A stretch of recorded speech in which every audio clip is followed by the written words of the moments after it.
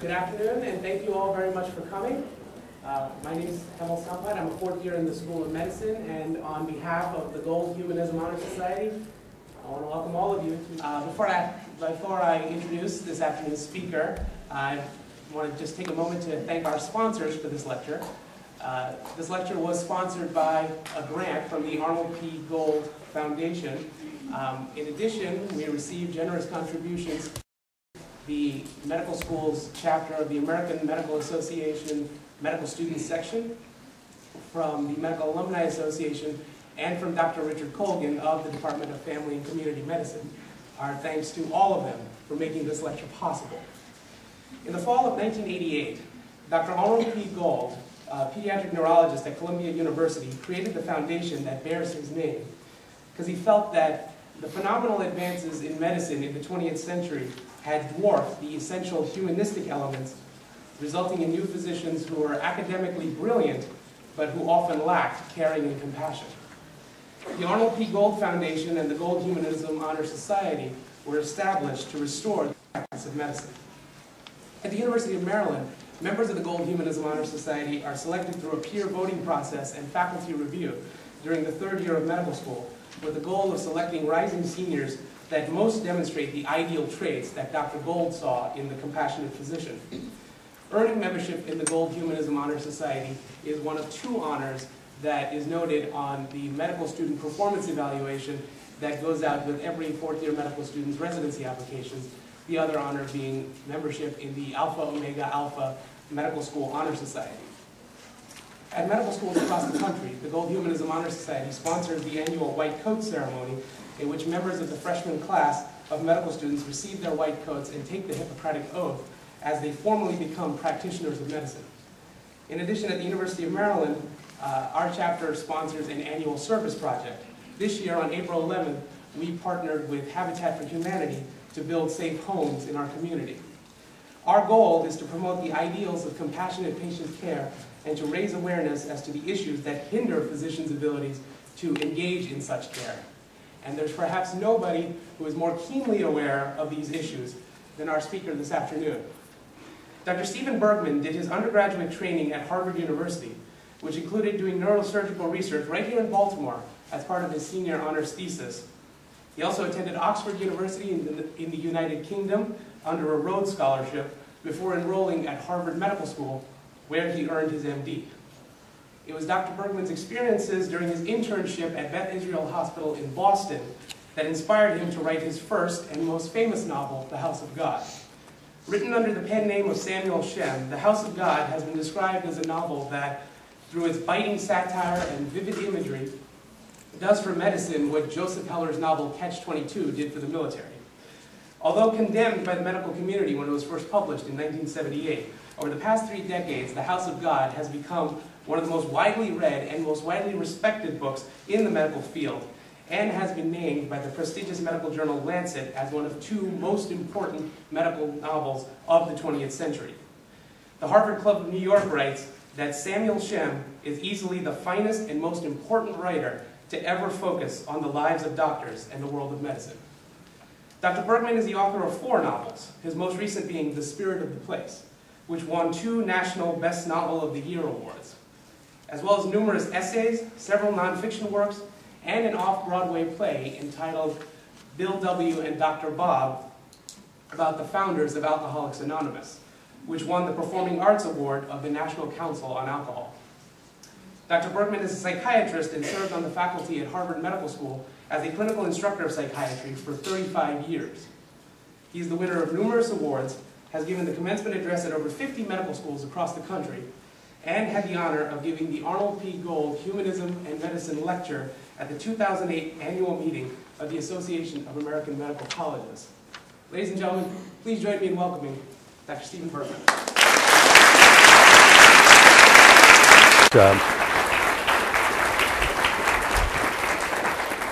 Yes, yes. Amazing. One of the things, thank you, Hemal. It's a great honor to be here. One of the things that I also wanted to mention, this is the writer part, is that I will be doing a book signing after the talk. Is that right? There'll be books here or there or where? Yeah, you can buy the book and you can have my autograph, which will decrease the value of it. It's, as you heard, the university, this is the first time I've been back to the University of Maryland Medical School since the summer of 1965, when I was going into my senior year at Harvard College, and I had wandered into deciding that I would solve the mystery of the neurobiological basis of learning and memory. And that somehow involved spending the summer here working with a scientist named Robert Grinnell and learning this, as you heard, neurosurgical technique that you could perfuse a little section of cortex. And I went back to Harvard, and they gave me a lab at the Mass General, and I worked diligently on this. I was really enthusiastic about this. And it really was because of that, I think, that I then got lucky and got a Rhodes Scholarship to go to Oxford. Usually they don't include scientists, really, but they did in this case. And then my 3 years at Oxford really changed my life. Changed my life to get out of the country from 1966 to 1969. When I came back then, well, I started writing in Oxford when I got over there, and I decided I wanted to be a writer. And there was a little thing called the Vietnam War going on at that time. And so after the scholarship was up, you didn't get drafted if you were in a graduate program. So after the scholarship was up, I faced a not too difficult choice between Vietnam or Harvard Med. And so I chose Harvard Med, and I always wanted to be a writer, and I decided, okay, medicine will be my meal ticket. And then I finally decided to become a psychiatrist, partly because I would have my mornings free to write. And that worked out well for a number of years, and now I'm just a writer, so I'm finally being a little more productive. So I call this Staying Human in Medicine. It's a topic that I've been talking about for a long time. And I'll tell the story through my journey as a writer, basically. And I'll use some of my works as examples, of course, especially The House of God. And the theme of this, to keep in mind, is a very simple one that I've come to embrace in various different ways, and that is the danger of isolation and the healing power of good connection. The danger of isolation, the healing power of good connection. Well, as you heard, when the House of God came out in 1978, I wasn't the most favorite person at places like the Harvard Medical School and the Beth Israel Hospital. In fact, I was roundly condemned, as you heard. And over the years, as you've heard, it's kind of gotten kosher. However, I recently found out that I have to be on my guard about the book. This was a potluck supper for our daughter Katie's class one time a few years ago, and I didn't know what to do. I'm sort of wandering around looking for someone to talk to, and I hear these two women talking, and I get closer. They're both doctors. Great. So I get closer. Doctors at the Beth Israel Hospital, my alma mater, something in common. I go over, sit down, wait for an opportunity. I say, you know, I may not be the most favorite doctor at the Beth Israel Hospital.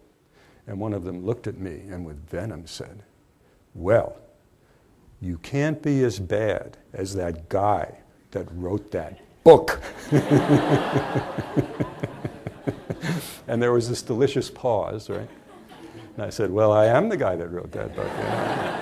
And she blushed, beet red, and that was the last play date our daughter had with her daughter. The House of God had a terrible start.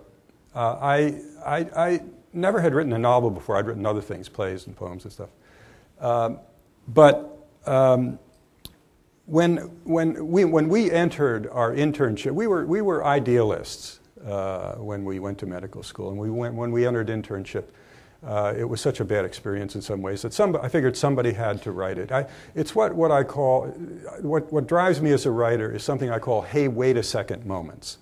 And these are moments, you probably already had some today, where you find yourself thinking something or doing something or not doing something you think you should have done. You say, later you say, hey, wait a second, why did I just do that? Why did I think that? Why didn't I help that person? Or why did I do this? And in the internship, there were enough of these, hey, wait a second moments that I figured somebody had to tell about them, and that somebody was me. So I started writing The House of God as a catharsis, really, after what was, and probably still is, the worst year of my life. The story of how it got published is kind of interesting and ridiculous. I was looking for a play agent. I was in my psychiatric residency, and someone said there was this agent in New York who was a play agent, so I wrote her. I said, I'm looking for a play agent. P.S. I have a little bit of a doctor novel I've been kind of working on. And she wrote back and she said, well, I'm not a play agent, but why don't you send me what you got? Well, what I had, I didn't even know you're supposed to double space things, you know. And this was in the days of a typewriter. Remember, a typewriter is a kind of a box, big box-like thing with keys like a piano, you know. I sent it off. It had coffee rings on it. It was single space, scrawls in the margin, you know, cigar ash, pipe ash, God knows what else on it, you know. Sent it off. Forgot about it. Went on with my first year of psych training. So there I am one day, several weeks later, I'm standing in the secretary's office of McLean Hospital, where I was doing my training at Harvard Hospital. And the phone rings, the secretary says, it's so-and-so for you. And I didn't even recognize her name. And she says, oh, she says she's an agent. You sent her something. So I get on the phone, and this is my first feedback, right, of this mess.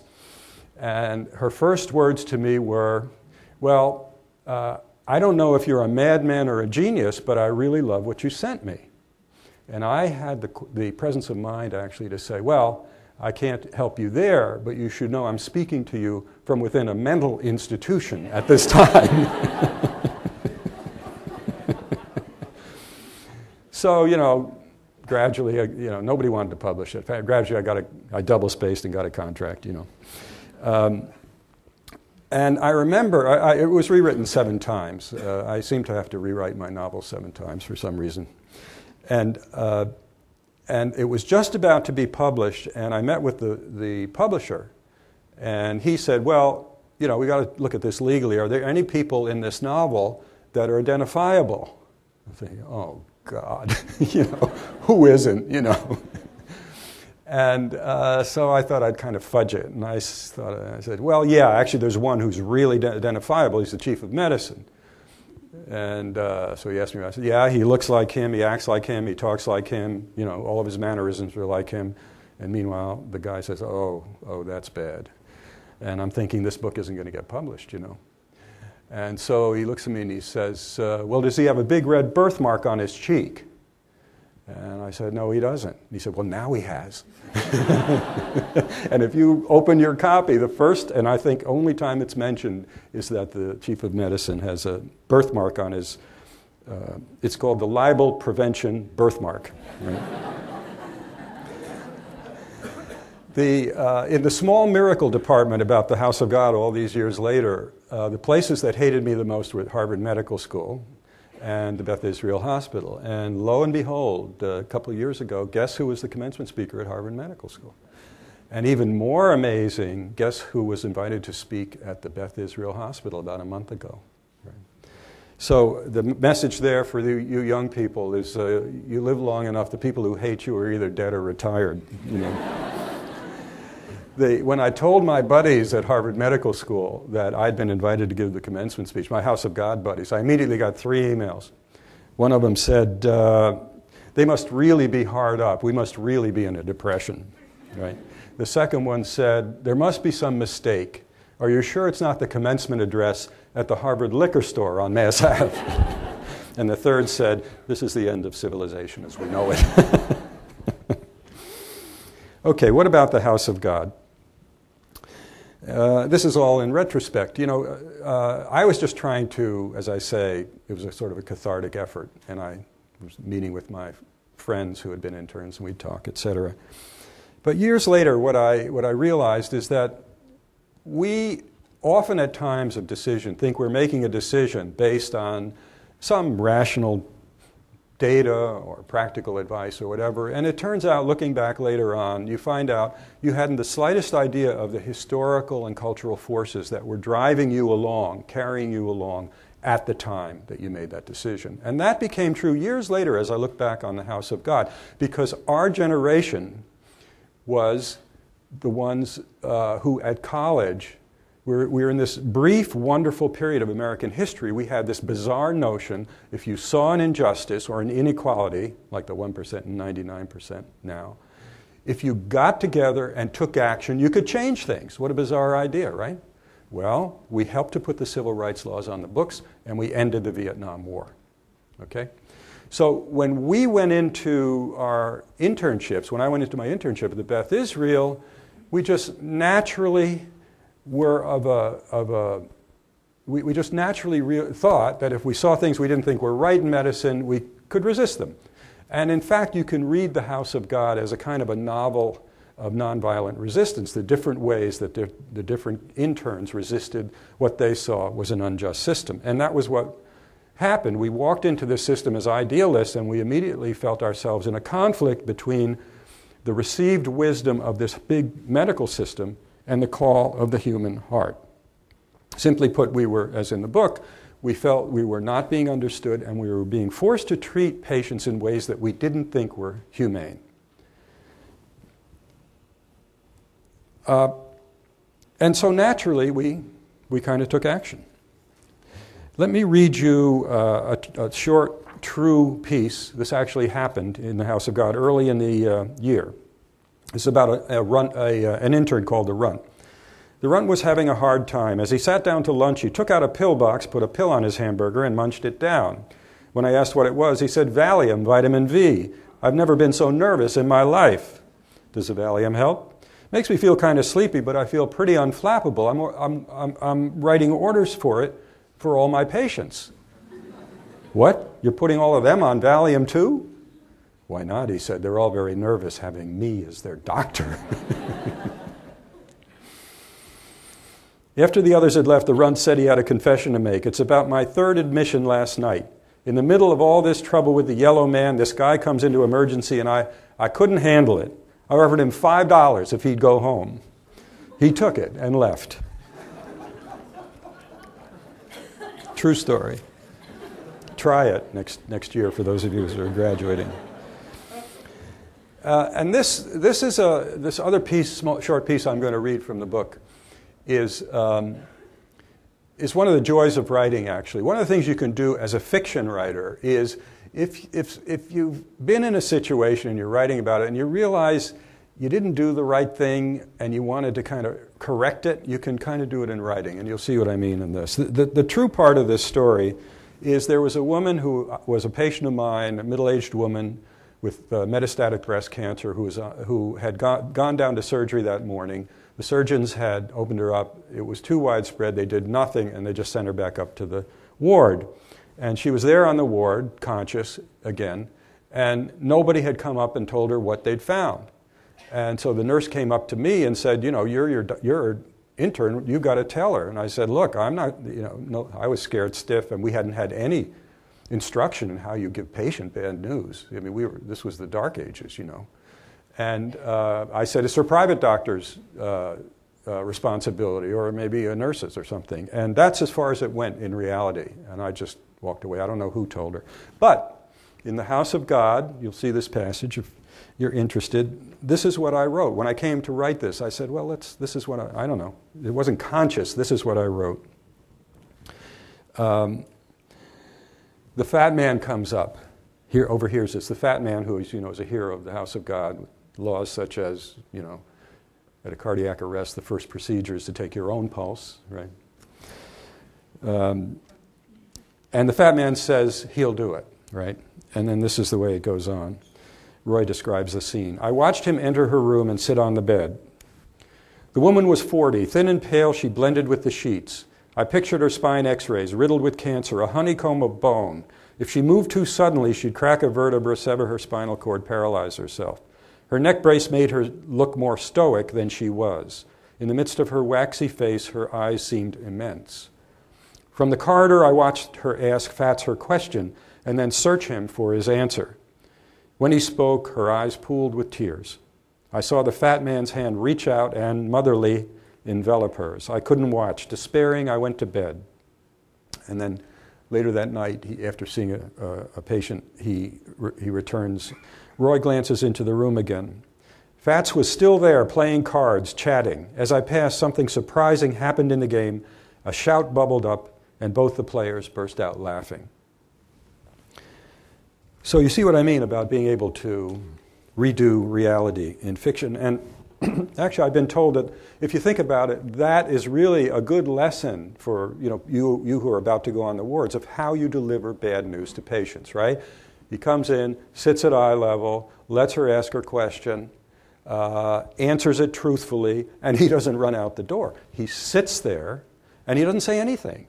And then we don't exactly know what happens, but he stays. He stays for a while, and then, there is some healing that takes place, as I described. Hopefully, it doesn't always happen like that. So, in looking back, what are the lessons I've learned that I usually tell to medical students, especially about staying human in medicine? Well, it's very simple, and there are essays on the website that go into it in more detail. It's samuelshem.com, the website. The first and the most important, as I've already mentioned, is connection. Connection comes first. Once again, isolation is deadly and connection heals.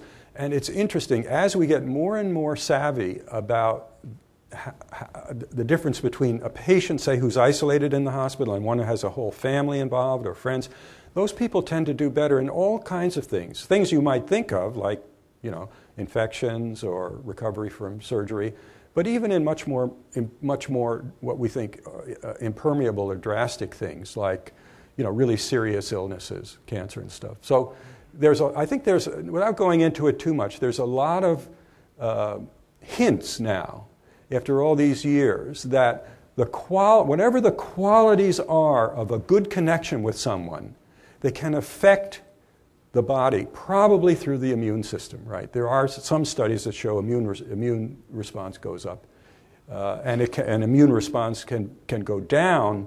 I remember one study, if a doctor delivers bad news in a not a very empathic way versus really delivering it in a good way. So I think we're sort of getting a hint that connection in the physical world is as important as in the emotional and psychological world. And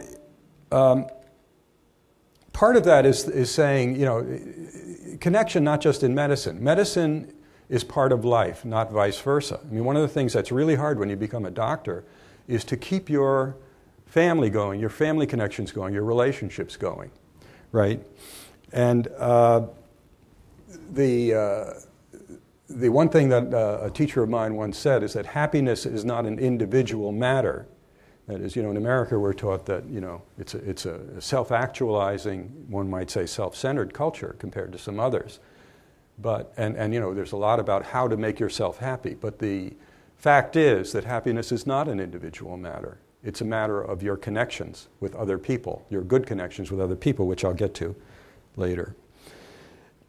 People have, over the years, called The House of God a kind of a cynical book. But in response to that, I went through it, and I didn't see it as that so much when I wrote it. And it turns out there is one consistent, quote, message in The House of God that is pointed toward doing good in terms of connection.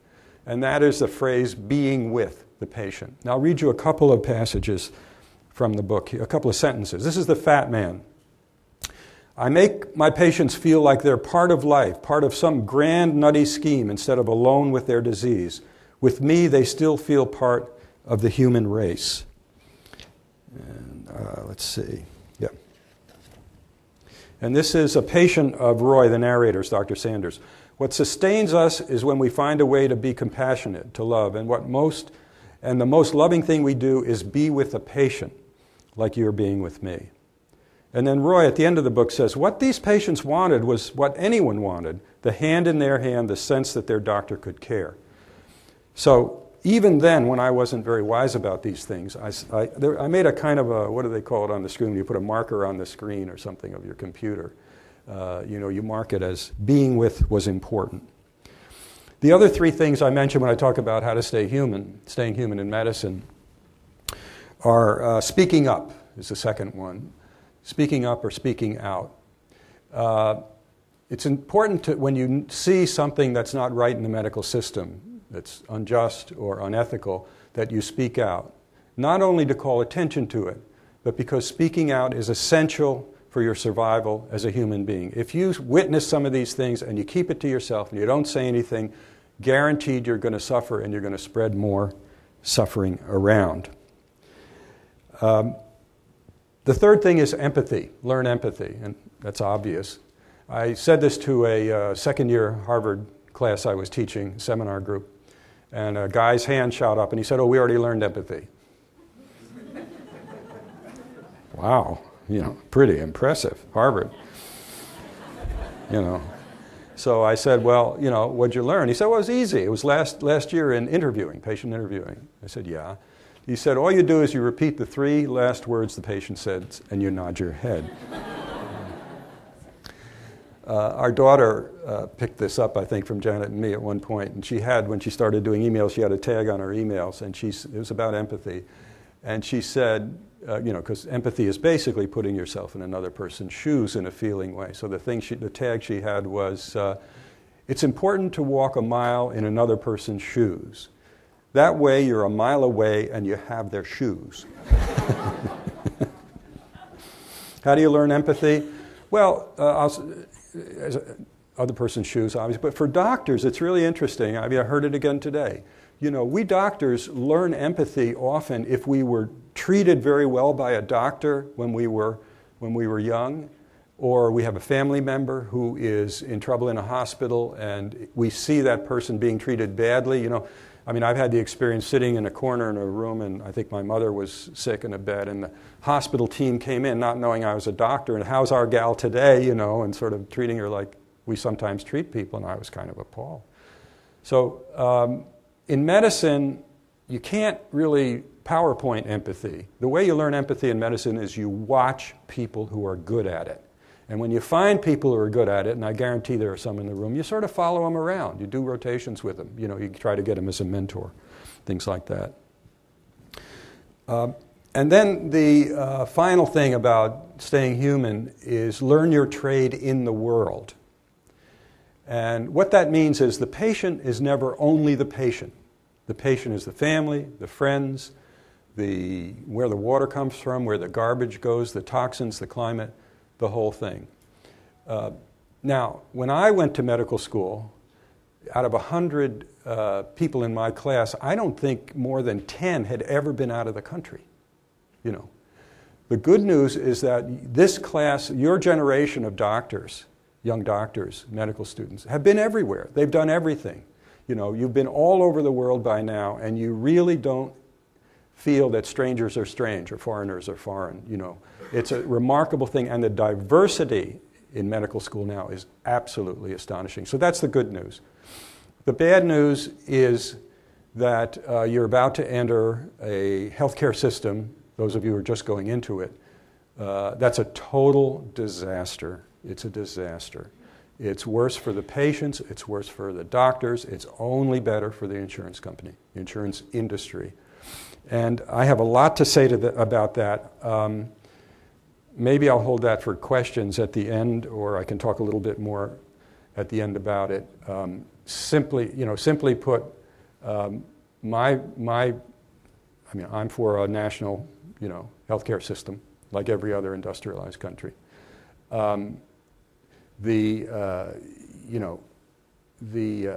question really is, why should a healthcare system be for profit? Why should a healthcare system be for profit? And under the Shem plan, of course, we'd have a national healthcare system. We would have tort reform because so much of the cost is in cover-your-ass medicine, right? No question. And this is for the medical students and those still struggling with their $200,000 debts in medical school. Medical school will be free. Loans will be canceled retroactively from today. You see why I'm not in politics. In return for 2 years of service after you graduate somewhere in America, how many medical students would take that deal? Yeah, everybody would. It'd be exciting. It'd be fun. You'd learn medicine, and the hint about how this should happen, this could happen, because we're not going to get it from Obamacare or any other politicians. is, somebody said to me once, when you're in a theater and somebody falls down in trouble, does the cry ever go out, is there an insurance executive in the house? Right? I mean, this is the last thing I'll say and I'll move on. We are doctors. We and other healthcare workers do the work. Without us, there's no healthcare. So we can get back to that. But your generation is the one that's going to have to deal with this. I wanted to say one more thing I learned about the House of God before leaving it, and that is the House of God was one of these big hierarchical systems. They're called power over systems, where somebody has power over you and you have power over somebody else. And in these big systems, what happens is the pressure comes down on the lowest down people. And in the medical system, the interns were the lowest down, right? And what happens in the book, and what happens in real life too, is when the pressure comes down, the interns got isolated. Not only did they get isolated from each other, it's in the book, one goes crazy, one commits suicide, each of us got isolated from our authentic experience of the system itself, right? Each of us got isolated from our authentic experience of the system itself, right? You start to think, I'm crazy for thinking this is crazy. And that's, that immobilizes us. It's like what Chuck, the African-American intern, said, how can we care for patients if nobody cares for us? Now, given these power over systems, there's only one. These power over systems are based on a hierarchy that can be of race, gender, sexual preference, ethnicity, etc. And the only threat to a dominant group is the quality of the connections among the subordinate group. The only threat to the dominant group is the quality of connections among the subordinate group. That's why the first thing I say is stick together. Connection comes first. And connection in your internship. Don't get isolated in your internship. That's really death. So once again, the issue is connection versus isolation and somehow sticking together. Okay, I'm going to move on to... I wrote a sequel to The House of God. The publisher has tried to hide it for all these years. It's called Mount Misery. It's about the same main character going into his psychiatric residency in a big mental hospital called Mount Misery. I went into psychiatry from the Beth Israel at McLean Hospital thinking that psychiatrists were really the ones who knew how to be most human to patients and with patients, right? And guess what? Maybe it was just my experience again, but they were worse. It was really very, people during my residency were brought up for child molestation, for drinking with patients in the office, for sexual abuse of many patients, all this stuff, You can read about it in Mount Misery. But also there were some funny things that happened. Everything my work rides on two things: humor and love, or sex. Love and sex, at best. This is a true story, a little true story from Mount Misery, where Roy is admitting a psychiatric patient, a middle-aged Italian bricklayer who thinks he's God. How do you know you're God? I asked. Because I was in hell. You want proof? He unbuttoned his shirt. On his belly was a magnificent tattoo of the Last Supper. Clearly, it had been done many years before, when what was now his belly had been his chest, and when he'd been thinner, for now it had expanded so that Christ and all the apostles were all wearing broad grins. What'd you think, Doc? Asked the security guard after we'd locked him up. 298.80, brief reactive psychosis. You don't think he's God? He may be, but it's not reimbursable. And then, as I did before, this is one of these things that I wish had happened, that I wrote in a way that I wanted to make it better. I had a patient that year that was really a lot of trouble. She was always a young woman who was always challenging me, thinking I didn't know anything, which was sort of right at that time. So this is the last session that I imagined with her. "Terrific," she said to me sarcastically, putting me down. She looked sullenly into her lap. In the past, I might have gotten angry at her, but suddenly I understood. The issue wasn't me or her, but us. The we in the room, which seemed so solid right then that you could shape it, yet so ephemeral that it was the unseen historical forces shaping you. My job right then was to hold this we, this connection with her, hold it for both of us.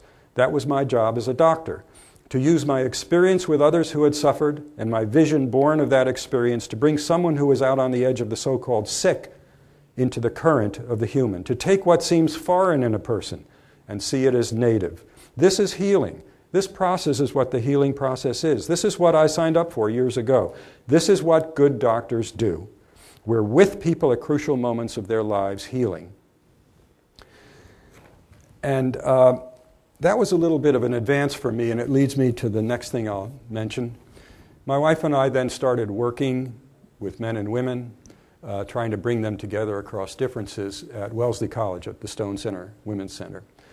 And to be very brief, what we developed and worked on was kind of a new way of looking at psychological development and at psychological health. And to be very simple, the notion of psychological health in Western civilization has been based on the health of this thing, this person. A person is healthy, right? And the development of a healthy self is the goal of normal development. Well, that's a male model. If you talk to women, it's a little different. And what Janet basically came up with was that a measure of psychological health of a person, any one of you, can be looked at as the quality of the connections with other people. Now, that doesn't take away from being a strong self, right? In fact, think about it. A good relationship makes you feel better about yourself, right? And so you can read about that. We wrote a book called We Have to Talk, Healing Dialogues Between Women and Men, which if any of you are in relationships, which I hope you are, you know, this may be of use to you. It's on the website. But the application to medicine is pretty simple in a way. I'll give you, for instance, in psychiatry, rather than asking a patient, tell me about your mother or tell me about your father, I started asking, tell me about the connection with your mother or the connection with your father, the relationship with your mother. And all of a sudden, you're talking about the relationship. As a doctor, using the we rather than the I is very helpful. For instance, the old surgeons, the patriarchal surgeons, you know, the good old surgeons, used to say, well, I've done all the tests, and we have the results, and I'm going to operate on you. Right? That's an I-you. And it's, you know, the patient would often say, okay, you know, fine. The newer iteration is a surgeon will say, well, I've done all the tests, and I think I should operate on you, but you're welcome to get a second opinion. Not bad. But what if the surgeon said, you know, we've done all the tests, and now let's talk about what we're going to do. Now that seems like a little thing, but what you find out is if you as the doctor use the we, what does the patient say? She says, yeah, okay, let's talk about what we're going to do. So the use of the word concretizes the fact there's a relationship here and comes back to the person who starts using the word we. So try it with your patients. Try using the we. And certainly in surgery, studies have shown what's the main factor in whether surgeons get sued or not? The quality of the relationship. If people have a good relationship with a surgeon, they're much less likely to sue. So try using the we. It's a shift to the we. It seems like a little thing, but you will. It defines that there's a relationship here. It strengthens the relationship. The next step for me, aside from the we and the idea of the relationship, came from what you heard about before. It's a play we wrote, my wife and I, called Bill W. and Dr. Bob, about the relationship between the two men that led to the founding of Alcoholics Anonymous, 1935 in Akron, Ohio. Everybody here heard of Alcoholics Anonymous? Yeah, okay. Do students have to go to meetings and stuff now? Great, excellent. There's a current epidemic in colleges now. 2,000 college students per year die just of alcohol poisoning, not getting into cars and stuff. 5 a day die, and we're using the play, trying to use the play to do that. Okay, what's of such interest about Bill W. and Dr. Bob? Bill was a stockbroker from New York, some kind of genius. The only flaw he had was he was a drunk. Couldn't get over it. Dr. Bob was a surgeon in Akron, Ohio. Wonderful man except for one thing. He too they're both dying of alcoholism. They happened to meet by a series of really karmic or fate events in Akron, and Bill had the realization, he was alone in Akron, he had the realization he wanted to take a drink. The only thing that could keep him sober was telling his story to another drunk, which is kind of bizarre, right? Telling his story to another drunk would keep him sober. Didn't know if it would help the other guy. And they met, and when Bill told this to Dr. Bob, Bob wanted nothing to do with this, but when he told him in that meeting that he realized this was the only thing that could keep him sober, and that his doctor in New York, Bill's doctor, had said, he believed alcoholism was a disease, an allergic disease of some kind. And Bob stopped him and he said, a disease with signs and symptoms, a course and a progression, implying what? A treatment? And so from that moment, Bob, the doctor, put it in medical terms. And he said, we got to see if this treatment works, this treatment of yours works. And we've come to think that it had to be a doctor that Bill met, because that was the crucial step. There's one point in the play, they do stupid things trying to get other drunks. They chase them down in bars, they go to their houses, it's ridiculous. And finally Bob says, Bill, I figured out where we're going wrong. We need to find ourselves a steady supply of more reliable alcoholics, he says. And then he says, those already in the hospital. And so he takes it into the hospital. That was the major step. Now, why am I telling you about AA today, aside from the fact that you're all going to see alcoholics and drug addicts, they're all going to fool you, you're not going to recognize them, you're not going to treat them right. I hope you'll send them to 12-step programs as part of the treatment. Well, because these guys discovered two things that were new in the world. One, they started this whole thing we take for granted of same disease support groups, right? You have a patient with abuse, you send him or her to abuse group, etc. The other thing they discovered, they said alcoholism is a disease that has physical, psychological, and spiritual elements and has to be treated in all three ways. The start of the holistic movement, right, in medicine, 1935. So what did I learn? What's the point of AA? How does AA work? AA works because it shows the healing power of mutual connection, right? It's not an I program, it's a we program, right? The healing power of mutual connection. That's been a big step in my understanding. Okay, that's as far as I'd gotten. And then the next step, the final step so far, is this new novel. It's called The Spirit of the Place. It came out a couple years ago. In the back you can't see, but the cover is an original Chagall painting. And so if you buy the book, you can cut it out and put it on your refrigerator, frame it, whatever. This book is once again one of the joys of being a fiction writer, a novelist. I always had the dream. When I grew up, I had this wonderful old doctor, one of these old-time general practitioners. I'll read you a little about him, who was very important to me in my growing up years.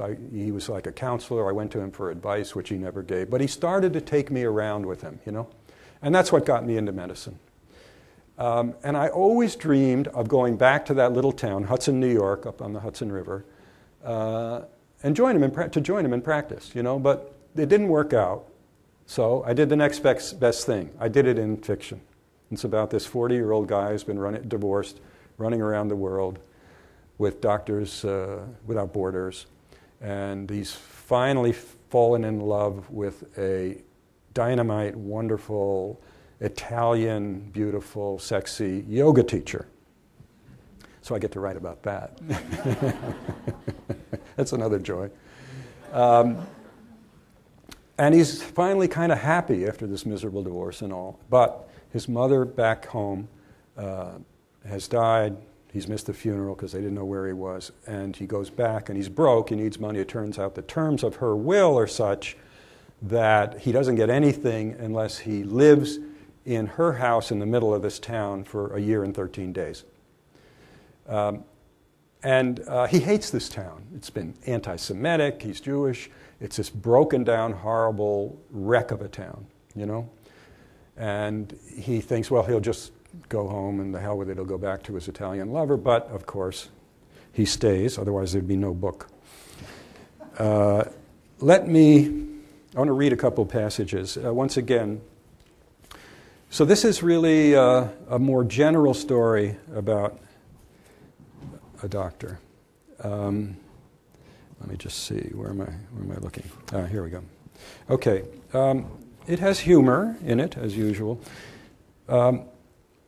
This is in the winter. The town is called Columbia. 2 Colombian ice fishermen and their dog had a bright idea. It was the end of January. The Hudson River was ice-locked. Even though they never caught anything much in the polluted river when it was free of ice, many Colombians imagined that when ice a foot thick covered it, the fish would reappear. Their greatest difficulty in ice fishing was not keeping warm.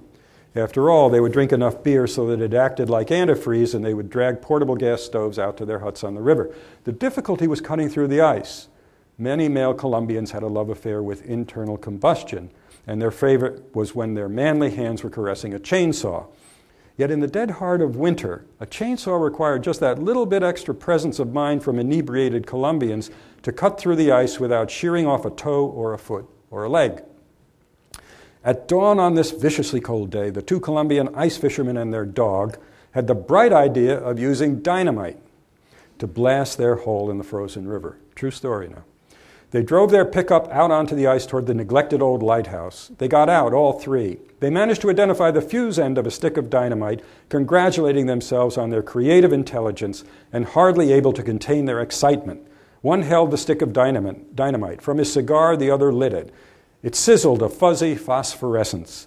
The Colombian threw the lit stick a long way away. It sailed in a high, sputtering arc out toward the decaying lighthouse. They watched, first in drunken puzzlement mixed with a hint of satisfaction at the order of the world, then in drunken horror as their dog owners, ran after the stick of dynamite, fetched it, and started barreling back toward them. See the dog run. See the Colombians run. See how fast the dog runs. See how slow the men run. So our hero is called to patch that up. Now, this is a little love portrait of this old doc that had such an important effect on me. His name is Bill Starbuck, and this is Orville goes to see him first time he's back in his office. Ushering Orville in, Bill's hand was on his shoulder. As always, Bill was a toucher, a great toucher. You might forget what he told you was wrong with you or what he was going to do about it, but you remembered that touch. Hours later, the place he'd touched still felt special, warm in winter, cool in summer. Good to see you, son, Bill said, settling in behind the big cluttered desk and another yes smoking sign. His words came out in a calm, deliberate way with significant torsion of his lips, as if each word was being molded as delicately as an egg and required care to survive. His greeting blew the scent of fresh scallions at Orville. Bill's other addiction besides nicotine was fresh scallions. When in season, his rural patients kept him supplied. Bill the Scallion Starbuck. Bill shook a Camel Free and lit up, blowing out 2 dragons of smoke. As a teenager embarked on a course of rank failure, when he refused to talk with his parents or sister about anything close to his heart, he was sent to Bill for advice. Bill never gave any advice. He sat and smoked and told stories of the 14-point buck and the gunslinging doctor and what was in the office safe. The summer after a desolate sophomore year, when Orville was bored half out of his mind and depressed out of the other half, Bill began to take him around with him, let him help out in the office, go on house calls out in the county, learn about medicine. What a time that had been, deliveries, deaths, and everything in between. The shy boy opened up to the kindly man. Orville had been enthralled by the realness of doctoring, the intense contact with people at the crucial times of their lives that often helped them heal. It was incredible for the boy to see that things actually happened in life, actually got done. And that's one of the great things about medicine. Now, staring across the desk at the old doctor, Orville realized that for Bill, too, given his suffering with his handicapped only child who had died young, their friendship had not only been an opening but a rejuvenation. Bill got in the habit of calling Orville when there was a particularly interesting house call or emergency. Have I ever felt more at peace, Orville wondered, than in the dawn light alongside Bill in his black caddy on the drive home from delivering a baby somewhere out in a godforsaken shack in the middle of nowhere. This man had grown him up. And then Bill says at the end of their meeting, yeah, there are a lot of rumors in this town. The only person who really knows what's going on around here is me. People tell the truth in here. A fellow like me gets to lift up the lid, peek in under the edge, and see past the bullshit. And that's another reason I wanted to write this book, is because I realized that if you're any good as a doctor, if you really listen empathically, you will hear the truth. You'll hear the truth from your patient. It may take a while, a couple of visits, but you'll hear the truth. And the truth is usually the best clue to diagnosis, even now. And also, in our society, the other thing about being a doctor in a small town is you hear the truth in your office and then you hear the lies socially when you're mixing with people, which is kind of interesting. And in the era when truth is less and less a cherished commodity in our society, given all of the advertising and political stuff, as a doctor, it's very rewarding to be in that reality, right? And the last thing, as I said, every book I write is a love story, and this is one. He's finally stayed in the town, and for a while, part of that year, it's still the winter, and he's fallen in love with a historian named Miranda. And this is after they've had their first intimate contact. But he's on call. His beeper roused him at 2 a.m, the delivery ward, something urgent.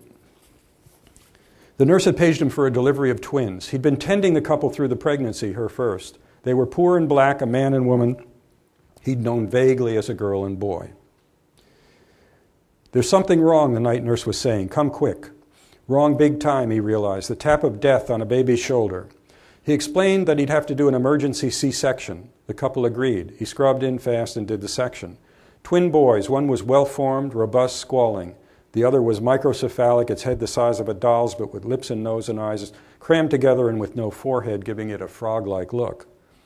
Trunk and legs normal, but for a remnant of tail. It was horrible to see, yet transfixing, like something you see in a bottle of formaldehyde in a medical museum.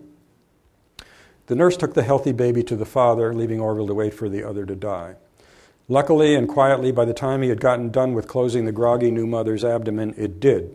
Orville went out to the father. He was still holding the healthy baby in that awkward way that new fathers do.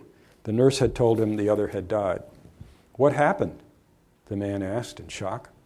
The other baby lived only a few minutes. It was deformed. Can I see him, Doc?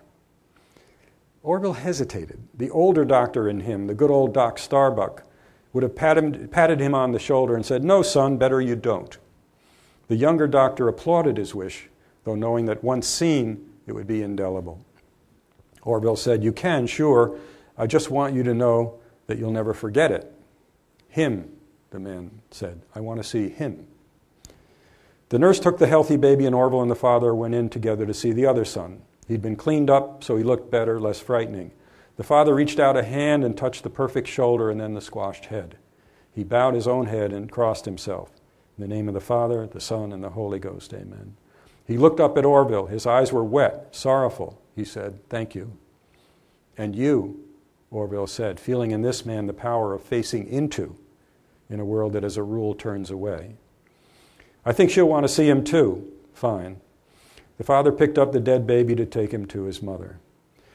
Orville got beeped away to tend to a drug overdose from the Bliss Towers housing project and a stabbing victim from a happy household and a car crash and several Christmas specials, including a shepherd from Austerlitz sure he was picking up Radio Free Europe through a metal plate recently placed in his skull. Sort of a normal night. Later, during a break in the action, he walked out into the parking lot and searched in his pockets for the half-smoked peyote cigar and matches. The night was crisp. The little town was iced up, and the air tasted like cold quarters and seemed stretched tight as an eardrum, so it was like you could hear everything. He thought of the dead twin, who would always be almost there, floating there like all the dead, and the live twin. He thought of Miranda, of her histories and of their lovemaking, and he whispered out loud, "This is the one that will survive." So, when you write a novel, you really don't know what it's about, you know? You're not interested in what it's about because you're so involved in the characters and the story, and it's kind of writing itself, etc., and you're using all of my 40 years of skill at this. Until somebody tells you what it's about. So a friend of ours, a woman, said, "Hey, you know what this is about?" And I said, "What?" She said, "Well, it's about this youngish doctor, who comes back to heal the town, and the town heals him." Heal is an interesting word. Heal goes both ways, you know, to heal, right? And that's right. And one of the reviewers said about this book that it's a perfect bookend to the House of God, because the House of God is on the wards, and it shows you kind of how to get through that experience. This is about how you be a doctor in a town, in your life. This is how to be a doctor in your life, kind of, right? And, you know, what happens is this guy comes back to this broken down, horrible town, and he's forced to be in relationship, be in connection with a whole slew of these townspeople, and he can't leave. And through that process, something else happens. And so this book is really about something more basic than the others. It's a story not just for doctors, but for everybody. And it's about suffering. We all suffer. Everybody's going to suffer. You can't get around that. That's the first noble truth of the Buddha, right? There is suffering. The issue is not the suffering. The issue is how you walk through it. If, as you know, one model of this is if you decide, and this is more the male model, I'm going to gut it out, I'm going to stick it out, I'm going to, you know, get through this no matter what, myself, you're going to suffer more and you're going to spread more suffering around. And one of the things this hero hears at a crucial point in this book, it's like he hears a voice in his head when he has to make a decision, and it says, don't spread more suffering around. Whatever you do, don't spread more suffering around, which is not a bad thing for doctors to know too, right? Don't spread more suffering around. If you walk through it alone, you're going to spread more suffering around. If, on the other hand, you walk through the crucible of suffering with others, with caring others, and that's where we come in, right? As I said, these crucial moments where we're there. If you walk through this crucible of suffering with caring others, you will suffer less and you will not spread as more suffering around. And you might even come out of it with more understanding and even redemption. Thank you.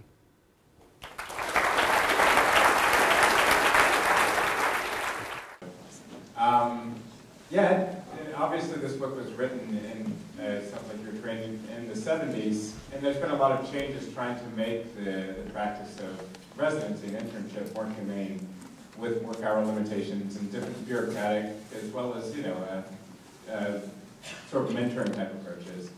How different do you think it is now compared to then as far as fomenting physicians who have empathy and are better suited to care for patients? Well, that's a good question. It's better and it's worse. I mean, I know there's a lot of controversy about limiting hours, and there are good arguments on both sides, actually. I'm not sure exactly where I come down. But I do know from my experience, and it's written in the House of God, and anybody who's been on call every other night for a while knows, the worst thing for you and the patient is if you're exhausted, if you can't think straight, you know. And so I applaud limiting hours. Although, as I say, I know there are other sides to that argument, especially among surgeons. What do they say in the House of God? The only problem with admitting every other patient is you only get to do half the operations or something like that. The things that are better are, number one, women in medicine. You know, when I was my class of 100 had 10 women, 10. And now it's 50 or 60% in every medical school I've been at. And the good thing about that is that women are valued more in the culture for the qualities of empathy, care, concern, maintaining relationships, those kinds of things. And those things do translate into the hospital environment. I think we have seen that in some ways. The problem in terms of really getting those kinds of ways of being with patients, more embedded in the culture of the hospitals and the academic institutions, is that there are many, many fewer, as you know, women who stay in the system to become professors or administrators than there are men. So that kind of gets lost, and there are certain reasons for that. But women is one big thing. I think that's helped. Another thing is the whole thing that we used to call the New Age movement, which is now taken for granted. All these other ways of helping patients, you know. I mean, acupuncture, I didn't know what acupuncture was when I was in, you know. You name it, there are all these meditation, you know. John Kabat-Zinn's work on using meditation, you may have heard of it, in you know, helping to reduce stress, all of that stuff. Anyway, that's another thing that's better now. I mean, I worked for a while in a biotech investment company, and so we saw all of the last 10 years of, you know, the greatest inventions all over the world in bio. The things that we can do now, you know, I'm the proud possessor of a really good hip and, you know, other things. You know, the things we can do now are amazing. They're absolutely amazing. The technology for how we can deal with, you know. The other thing that I think is a great movement is the hospice movement. That never existed back then either. You know, we didn't know what to do with these aging people. And there's a whole new field, you know, there's a whole field of gerontology. So there are a lot of very good things that have happened. There are a lot of things that are not good. One is just the direction of society where families are fragmented. You can't, you know, you don't have contact with patients for an extended period of time. The patients don't usually live where their supports live, that whole thing.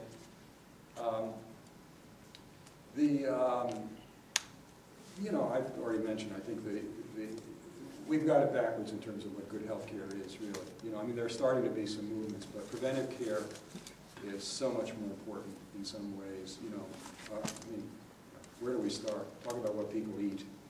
You know, talk about what people eat, and the inequality in eating. I heard just one statement on the radio yesterday. I was driving in the car. In the 50s, the poorest segment of the population ate the best, and the upper classes ate the worst. You know, and now it's absolutely different. And as you know, I mean, if there are any diabetologists or people, I mean, there is going to be this tsunami, right? This tsunami of obesity associated diseases. So on a lot of different fronts, I just, you know, I really am worried. You know, we have the capacity to really save people and do better, but you know, in the bigger world, we're going to have a hard time delivering that. We really are. And one other just quick thing about healthcare. You know, we have a house in Costa Rica, my wife and I, and you know, we chose it partly because it's a country that in 1948, by constitution, said that they could not have an army. Okay? Now you have to understand, I was born in 1944. From the day I was born until what looks like an extension past 2014 that Obama announced last night in Afghanistan, right? What is that? That's, how many years is from 44 to 2014? You know, for a lot of years, my whole life this country's been at war. Mostly declared, sometimes not, you know. And Costa Rica uses all the money that they would have had for the Department of Defense and maintaining an army. They have an incredible healthcare system, free, totally free. They have a good educational system that's free. I mean, in this little village down the mountain, somebody was with us, hurt their head, brought him down there, you know, it's a bit severe laceration, walked into this little tiny clinic, immaculate, just like the best you'd see around here, fully trained doctor, fully trained nurse, fully trained pharmacist, saw him, did everything right, pharmacist handed him antibiotics, and boom, that was it. I mean, you can't have it both ways, you know. I mean, I think the biggest problem for healthcare in this country is, you know, over half of my tax money going for the Department of Defense. And of course, the other big tsunami that's going to hit us are the vets, you know, the vets from these two wars now who have, as everybody knows, horrible, lasting intensive care diseases. I don't know where that money's going to come from. You know, the VA is one of the best systems. Anyway, better and worse. The best of times and the worst of times. Yeah. Hi, thank you for your talk. I have a two-part question. The first part is about the inner world, and the second part is about the outer world. Good. So the first part, it sounds like most of your career you've been juggling being a writer and being a doctor. And I was wondering if you ever experienced the tension of wanting to be a good doctor and wanting to be a good writer, and if those were competing with each other. I mean, it sounds like one informed the other, you know, in both ways. And so how did you deal with that tension if you had it? Because time to spend on one thing is time away from the other. And my second part... Let's do the first one first. Yeah? Forget it, that's why. That's a very good question, and for any of you who want to be writers as doctors. You know, you find out what your passion is, and mine was, I'm happiest when I'm writing, so that was gonna survive. You have to be, I think you have to be practical. If you want to write things from your heart, then you have to have another job. You know, I mean, I faced that choice. If I wanted to be a writer and support myself, I would go to Hollywood or, you know, TV or movies. That's where the money is. But I didn't want to do that. It was too important to me, you know. So then it's a question of, okay, what job can you choose? And for me, as I said, it was, you know, I'd already been accepted at Harvard Med. And I loved medicine. I didn't like the preclinical years, but once I got into the clinic, I loved it. My heroes were doctors as writers. You know, Chekhov was the greatest doctor-writer. I have a letter from him up over my desk, you know, and many others. You have to find something that will allow you, well, if you want to write what I write, which are novels, which are long things that take a lot of years, or plays, which also, if you do it right, take time, you need something that will allow you time every day. If you notice, there are no, to my knowledge, maybe I'm wrong, there are no surgeons who have written really good long, I mean, you know, quality long novels, or novels. You know, you don't see surgeons very often writing novels that are, you know, they write thrillers and stuff, but I mean things that really, you know, might be around for a while. Like, you know, my friend and wonderful writer, Atul Gawande, you know, he does what most surgeons do. He writes short pieces, you know, essays, a book of essays, nonfiction.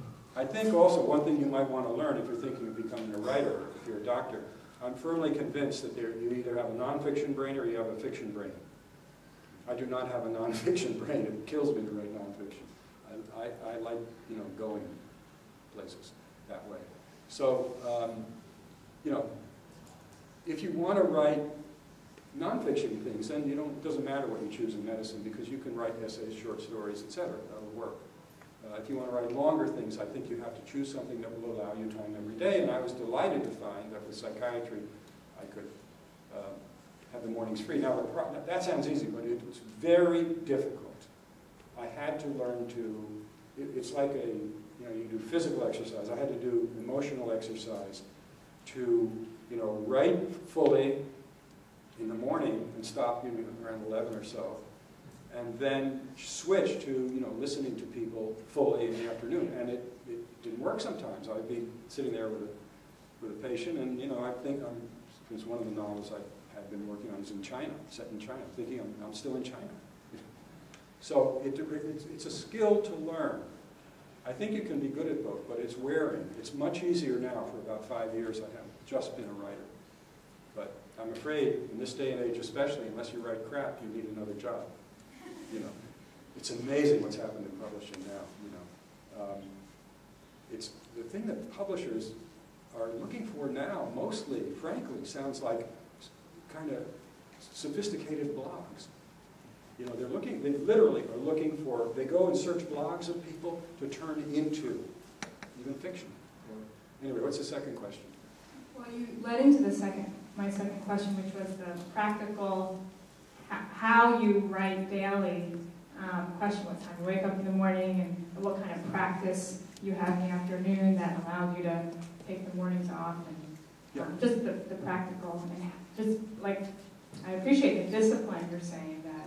Well, I'll tell you a little more detail. I mean, I think if you're planning to, this is for all of those who want to also be a writer. I mean, if you're planning to try writing, you have to find for yourself what is the best time for you to work and how many hours, and, you know, do you use your typewriter? I know you don't. Actually, you know, I have been part of this, so anyway, I have been part of the revolution because I certainly worked on a typewriter. And then I was one of the first to get, anybody here remember a Wang word processor? They had a great word processing program about 1982 or something. So I made the shift. I think this is going to be a lot easier. You know, and actually my friend John Updike, he was so impressed by this, you know. He thought, gee, I could be more productive too. He's the most productive writer we ever had. So he got one. And guess what? It made it harder to write for me. It took longer. Guess why? Because in the past, when you were on a typewriter, and if you had to redo if you had to make a correction, and you had to retype the whole damn page, you were pretty damn ready by the time you got to type that you knew what you were going to do. Not everything, but you knew pretty, you know, your intensity before you hit the screen. Now, as our daughters tell us, you know, boom, everything's up on the screen. You think you can fix it later, and in nonfiction you can. In fiction, it's a lot more difficult. But anyway, you find the way that you write. Most people do it in the morning. And then you have to find out, you know, once you get your, whatever media, whatever you're doing, what kind of writing, fiction, nonfiction, etc. How do you rewrite? Because, as I said, I have to do these things 7 times. I take comfort from the fact that Tolstoy had to rewrite War and Peace 7 times. Actually, that's not quite true. His wife rewrote it. He dictated to her. It was finally got to the point where his editor kept wanting to revise, and his editor said, "Will you stop your infernal scribbling?" It's a great book. So you know how much you have to rewrite, and you know the emotional, how you do it, how you get that critic out of your head. You know. Maybe one more, and then we'll. Yeah, go ahead. You will stop. Thank you. Big fan of your stuff. Thank you. I had a question. A recent survey, it just came out this weekend, said that 54% of doctors, if they had to do it again, wouldn't. So I guess a 2-part question for you. One, reading The House of God made it seem like I was actually shocked at how low that number was. It seemed to me that most of the characters in The House of God didn't seem like they would do it again. They could have got a very difficult process to go through and very humanizing. Do you think it's gotten better in that sense? As the first question. The second question. Okay, repeat that. I didn't quite get it. What's gotten better? Do you think medical education in general, the process of becoming a doctor, has become? Do you see this as kind of the process getting better or getting worse? The second question is, if you personally had to do medicine again, would you? Yeah, those are good questions. The medical education has, I think, gotten better and worse. I think the preclinical years, you know, all the different ways they're being taught now with more of a awareness of actual patients. I think that's all better. I really do. You know, there's so much that you really don't have to. Well, go back. Someone once said to me, you forget information, but you never forget what you understand. And you know, I still remember my first interview patient in medical school. You know, like where Kennedy was shot. Where were you when Kennedy was shot? Or the World Trade Towers. It's an interesting thing in the brain. You never forget something that's linked to an emotion. So I think that's a key thing to medical education now, and I think it's a much kinder, gentler way, and all the New Age stuff and meditation for stress and all this come in. I don't think that the clinical years, I mean, I'm not in it so much right now, but I have been up until, I don't think the clinical years are much better. I really don't, because these systems, as I said, well, shift that a little bit. I think the smaller medical schools, it's better, because they focus more on the kinder, gentler specialties, maybe like family medicine or things like that, pediatrics. Harvard, at Harvard, it's probably the most, in a culture, as de Tocqueville noticed, is very self-centered. It's the most self-centered of the self-centered. So I noticed, in Mount Misery, these people are sitting there interviewing their patients with an eye on what paper they can publish. They're half with their patient, and that won't work. So in the big medical academic centers, I think it's worse because there's this tremendous competition for grants, promotions, etc. And the other factors I said. But I have come across really wonderful training programs that go right through residency, and they're usually, well, I just think of one, like in North Dakota. I spoke there, and the whole they try to train. There are several states, actually, where they really put an emphasis on, if you go to this school, we expect you to go back and practice in this state. Southern Illinois University and North Dakota Medical School. In the last year of both of those things, I think they absolutely find a doctor and work with them for a year, and that's a wonderful experience. They're ready to go. I mean, one of the real good changes, I think, in my lifetime in medicine is that it used to be that doctors would make the most money and have the most prestige in their communities, right? By every survey. The richest people in my town were doctors, and they had the most prestige. That ain't so anymore. And that's kind of good, because people are coming into, 60% from Harvard go into finance every year. But the people who go into medicine now, they're doing it because they want to be doctors, most of them. And they bring those skills there. But would I do it again? Well, that's as I said, I'm not sure I'm not sure that my choice was very relevant here. I'll tell you one last piece of that. When I graduated from medical school and was thinking of doing an internship, I knew I wanted to be a psychiatrist at that time, right? And I could have gone directly into my psychiatric training without ever having done any medicine in a hospital, right? I could have skipped a whole year. But I said, look, for some reason I said, look, I want to know how to do this. I've spent all my life, I was still afraid of writing an order to give aspirins to a patient. They weren't trained in sub-internships in those days. We knew nothing. At Harvard, we knew so little at Harvard Med from our clinical rotations that the most attended course was just before we graduated, somebody, I forget his name, ran a 2-day course and all the things you really had to know to go into your internship. Everybody's there, right? But I didn't have to do an internship at a medical internship. But I wanted to wanted to be able to say, I'm a doctor, I know how to treat patients. And actually I moonlit after that, after the internship. Well, guess what? If I hadn't made that choice, there'd be no novel. I probably never would be here. I know I never would be here. I would have been writing plays, and not doing very well. So, it's hard to say. I'm thrilled at the way it's worked out. Those are good questions. Thank you. Thank you. Now, everybody, give me 5 votes.